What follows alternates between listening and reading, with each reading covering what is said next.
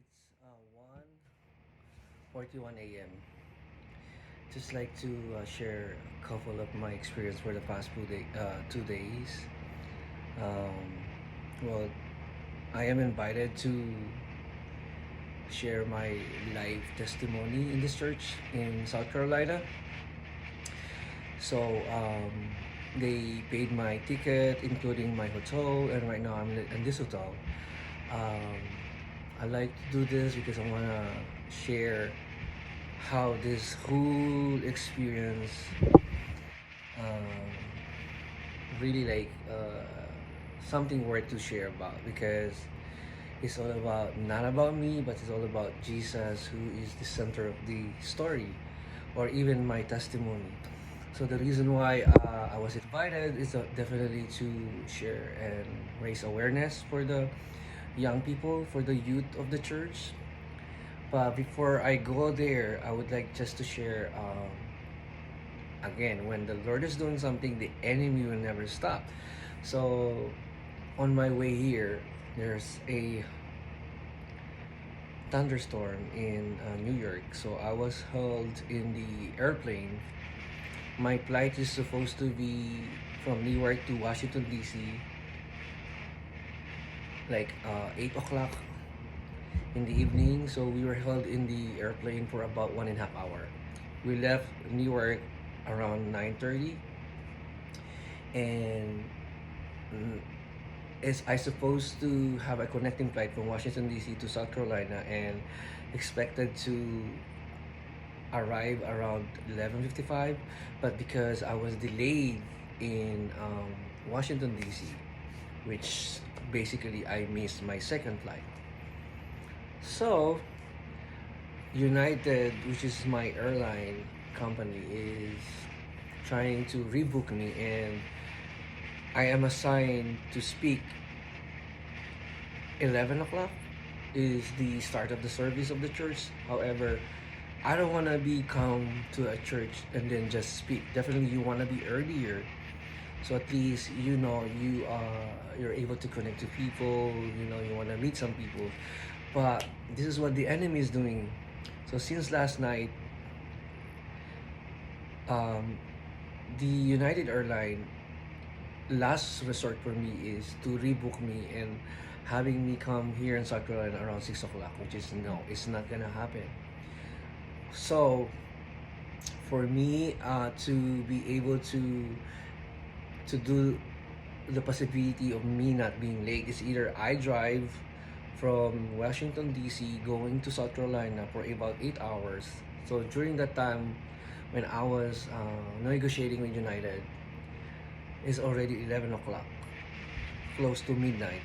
And during the time, if I will choose to rent a car and drive down here in South Carolina, I will make I will make it on time. I will be here around 8 o'clock in the morning, which is good. At least I'm early. But the only cons on that part is pros, I was able to come early. Cons, I'm so tired, right? And you don't want that hot persona in Philippines where you look tired. You want to be like uplifting. You have good spirit. So this is what happened. It's either my last choices are either I go through pick to get a new flight or drive. So first I try to look for United Airlines. They have no choices left for me, only until like the choices that I've been seeing is like I can fly 7 o'clock in the morning. I will be here like 12 or 1 o'clock, or 6 o'clock, and be like too late. It's not gonna work. Meaning I'm gonna miss my speaking engagement. So to cut the story short, I choose not to drive. I was able to look to through Hooper or Hopper. They call it Hopper. I don't know what's really how they pronounce the apps. It helps you get a cheaper price for your flight, and even reservation for hotels and all those stuff. But when I got the ticket, the flight going to be like 7 o'clock in the morning, 1 hour connecting flight to from Washington to Georgia, and then Georgia to South Carolina.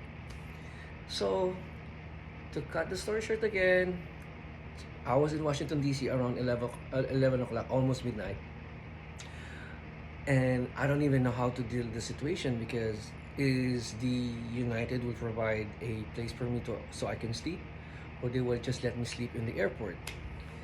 So I having a good idea. I'm having a bad idea actually, not a good idea. To be like experience to sleep in the hotel. And guess what? I did it last night. It's hard to sleep because you have like three like not separated but it's like together set of chairs, but there's a bump in between. Your body will not flat, and I mean you cannot sleep in a flat surface. There's a bump each chair, and it's really hard to sleep in that kind of position, and it's too small. So again, I'm uncomfortable. I cannot sleep. So I am suffering so much since I stay in the airport, and when the church is communicating to me, I keep telling them, you know what, let's bring this experience and bring the best positive aspect of this. When you're trying to speak the truth, when you're trying to testify and bringing the testimony of Jesus, Satan is also like trying to distract me. And I said, whatever the Satan is doing is no, it's not today. Just Satan, not today. It's not gonna work.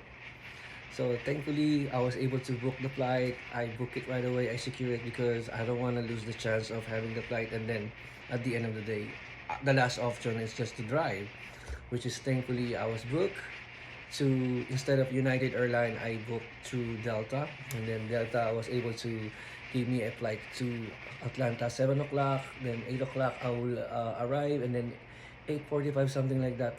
Few minutes, I'm connecting my flight to Atlanta going to South Carolina. So I made it. So that's my story.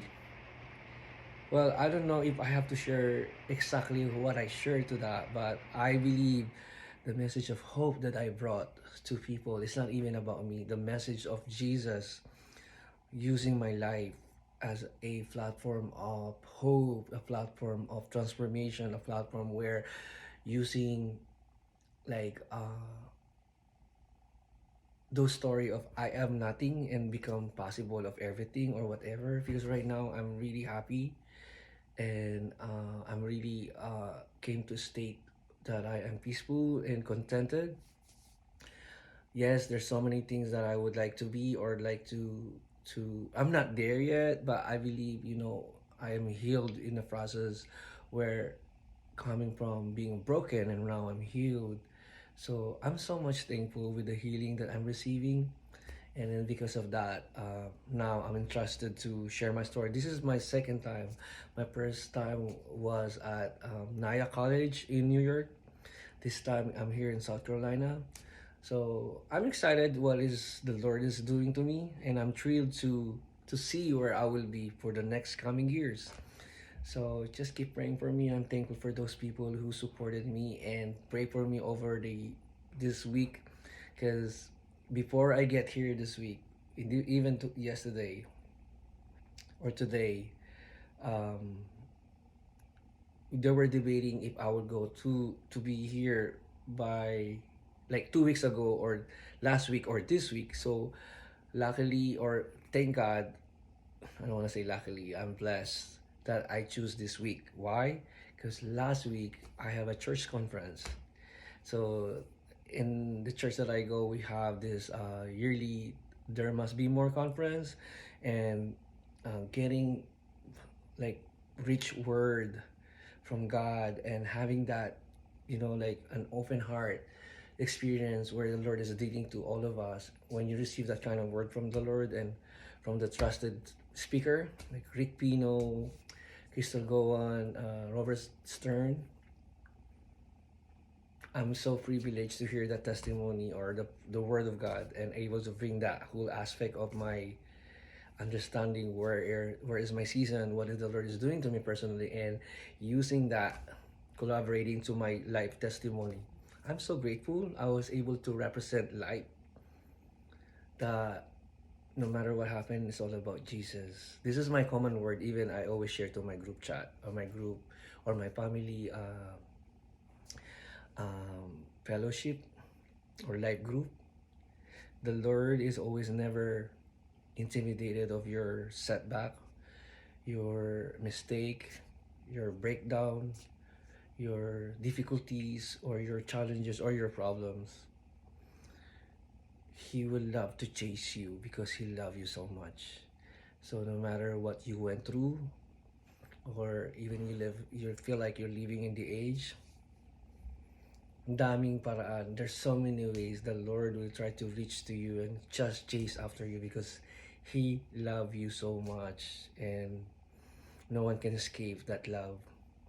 Anyway, I'm just happy to share this experience, but sometimes next time I will be able to share the whole content of my life testimony. But it's all about deliverance, it's all about healing, the inner healing, forgiveness. That's the content of my sharing, including letting go myself of having this like victim mindset, including the letting go, and just allowing God to continue heal me.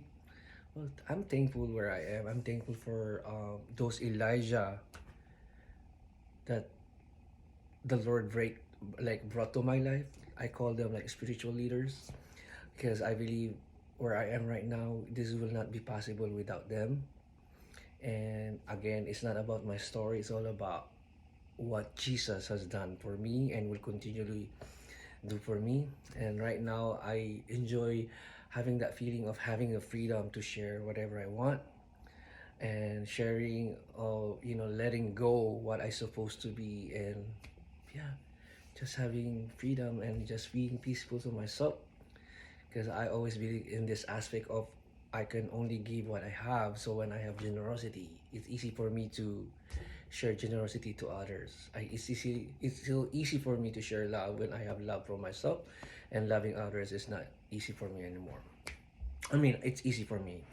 So anyway, I'm just thankful, and yeah, I just want to share this. I believe this is my second vlog, and looking forward to share more. And yeah, I'm thankful to those people who pray over me over this week for me to be here. And even the storm is trying to stop me. No, Satan, not this time. Love you all, and yeah, I hope you keep tuning on my channel.